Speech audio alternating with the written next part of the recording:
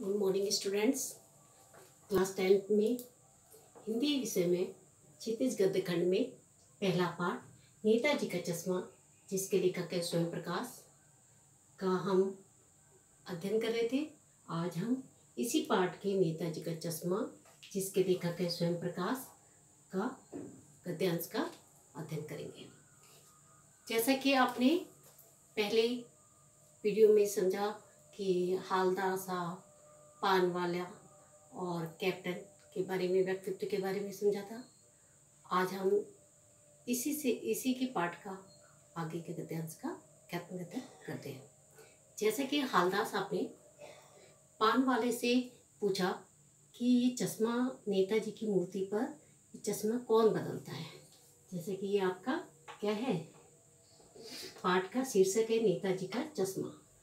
चश्मे को कौन बदलता है? तो उन्होंने कहा कि कोई कैप्टन है, जो कैप्टन है जो इसको रोज, एक चश्मे वाला है जो इस क्या है, एक वहाँ पे मूर्ति पे चश्मा लगाता है। यदि कोई ग्राहक मांगता है तो उसको दे देता है और उसकी जगह दूसरा चश्मा लगा देता है।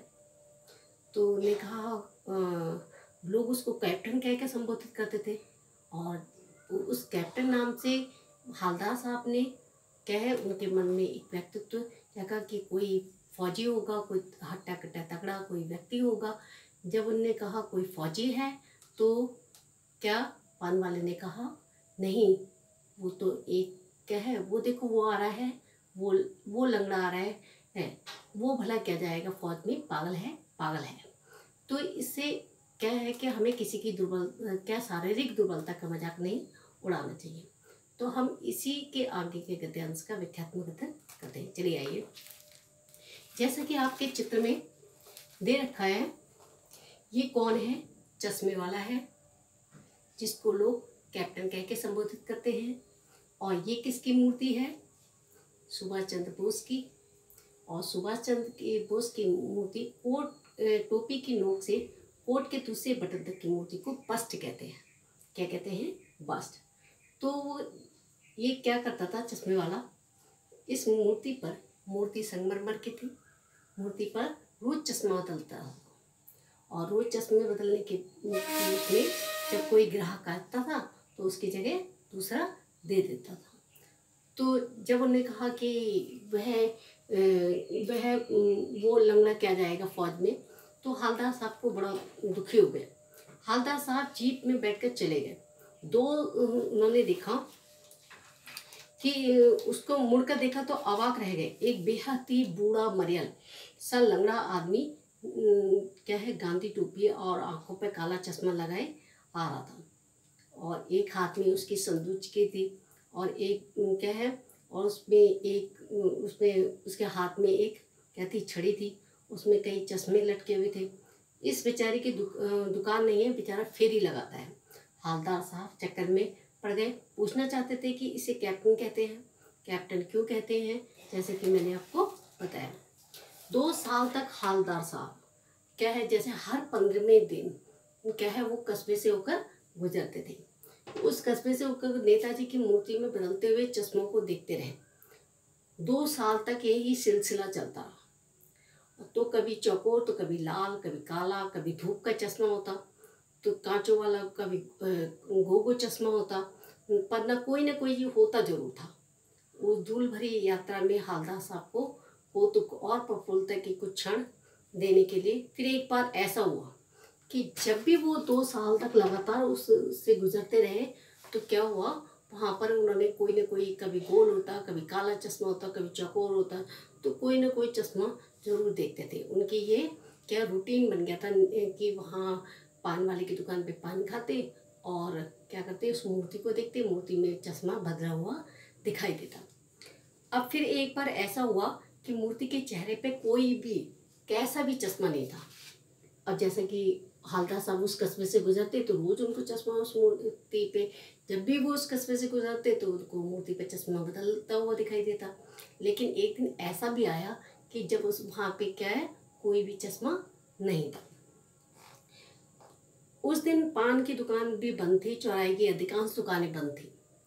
अगली बार भी मूर्ति की आंखों पर चश्मा नहीं था। जब वो आगे भी गए तो उन्होंने देखा मूर्ति पर कोई चश्मा नहीं था। तो हवलदार साहब ने पान खाया और धीरे से पान वाले से पूछा, क्यों भाई, क्या बात है, आज तुम्हारी नेताजी की आंखों पर चश्मा नहीं है। पान वाला उदास हो गया।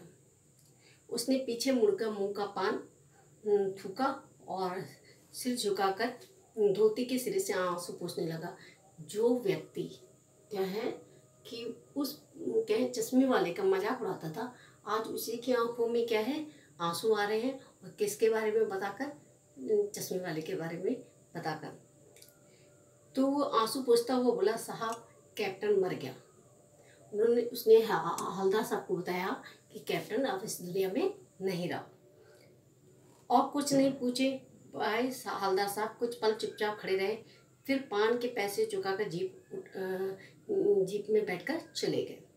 बार बार सोचते क्या होगा उस कौम का जो अपने देश की खातिर गृहस्थी, अपनी जवानी सब कुछ होम देने वाले पर हंसती है। अब जब उन्होंने कैप्टन के बारे में सोचा तो उन्होंने कहा कि अब वो बार बार ऐसे सोचते थे कि ऐसा व्यक्ति कौन होगा जो अब क्या हमारे नेताओं के प्रति और जो अपने देश के लिए सब कुछ अपनी घर गृहस्थी तक त्याग देते हैं। उन पर लोग क्या करते हैं, दुनिया मजाक उड़ाती है, अरे ये तो बेकार का काम कर रहा है, अरे हमें क्या करना है देश के लिए, हमें क्या करना है, इस टाइप से क्या करते हैं मजाक उड़ाते हैं। तो वो कह रहे हैं कि और अपने लिए बिकने के मौके ढूंढती है और कि थोड़े से लालच के कारण अपने देश को नुकसान पहुंचाने के लिए सोचते हैं। 15 दिन बाद फिर उसी कस्बे से गुजरे। कस्बे से घुसने से पहले ही ख्याल आया, क्या ख्याल आया कि शायद इस मूर्ति पर चश्मा अब नहीं होगा, क्योंकि कैप्टन तो क्या हो गया था, मर गया था।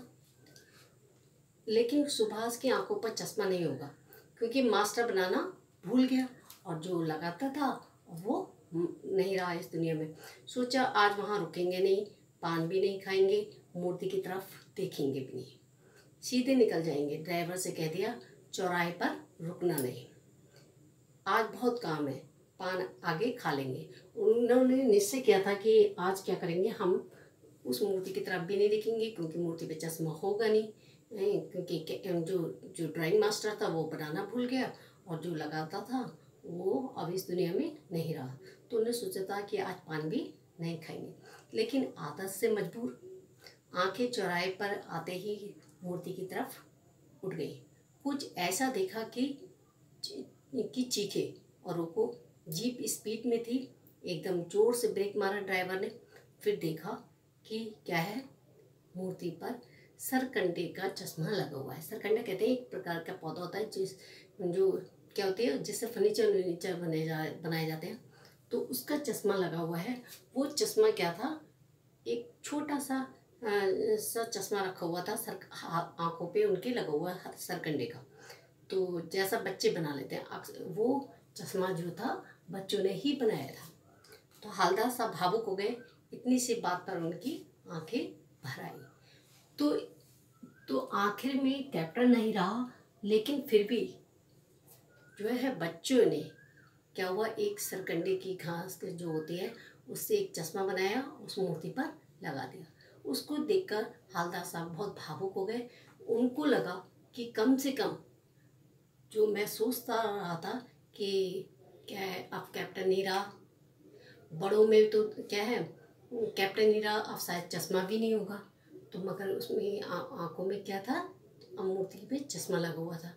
तो इस कहानी से हमें सीख मिलती है कि हमें अपने देश के प्रति, नेताओं के प्रति अपने प्रेम की भावना को बनाए रखना चाहिए। और आज इस पाठ के आधार पर हमें पता चलता है कि बड़ों के साथ साथ छोटों में भी देश के प्रति क्या है, प्रेम की भावना जागृत है। तो बच्चों, आज आपने नेताजी का चश्मा, जिसके लेखक है स्वयं प्रकाश, की पूरे पाठ का व्याख्यात्मक अध्ययन किया। आशा करती हूँ कि आपको अच्छी तरह से समझ में आ गया होगा। Thank you so much.